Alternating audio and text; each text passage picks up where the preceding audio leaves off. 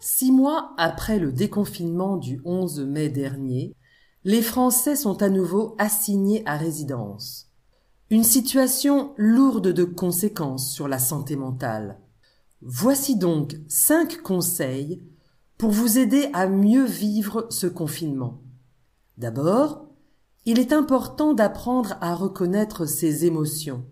Est-ce que la peur et l'anxiété vous empêchent de vivre normalement? D'aller à la boulangerie, par exemple, par peur de sortir? Est-ce que vous avez des pensées négatives qui tournent en boucle? Votre adolescent qui ne sort plus de sa chambre doit aussi être une alerte. Ensuite, n'hésitez pas à demander de l'aide. À un proche d'abord, à qui exprimer vos émotions et vider votre sac, ou à un professionnel de la santé mentale, si nécessaire. De plus, pour limiter l'effet du confinement sur votre mental, il faut vivre le plus possible comme s'il n'y avait pas de confinement. Cela veut dire garder le même rythme que si on allait au travail et être dans une attitude où, si je n'ai pas envie, je le fais quand même. Vous n'aurez peut-être pas envie de faire le ménage, de vous laver ou de vous habiller, mais le faire vous permettra de maintenir un sentiment d'efficacité personnelle.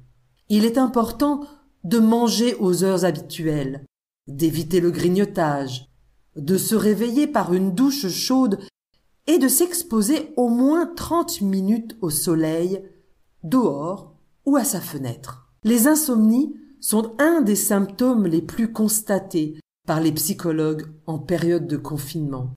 Et préserver son sommeil en gardant un rythme de vie et de travail est crucial.